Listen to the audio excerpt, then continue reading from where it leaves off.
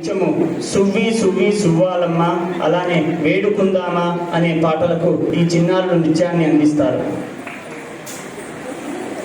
వీరందరూ కూడా కేవలం ఆన్లైన్ బోధన ద్వారానే గత 8 నెలల కిందటి నుంచే ఈ కార్యక్రమం అంటే శిరోయక్క గారి దగ్గర నాట్యం నేర్చుకొని మనందరికీ కూడా వారి నృత్య ప్రదర్శన అందించాలని ఉత్సాహంతో ఇక్కడికి వచ్చిన అందరికీ కూడా ఒక్కసారి మీ అందరి కరతాళ ధ్వనులతో ఉత్సాహాన్ని అందించవలసిందిగా కోరుకుంటున్నాను. అలానే మనం ముఖ్య అతిథిగా ఆహ్వానించిన పూజ్యశ్రీ భిక్షమయ్య గురూజీ గారు ఇక్కడికి రావటం కూడా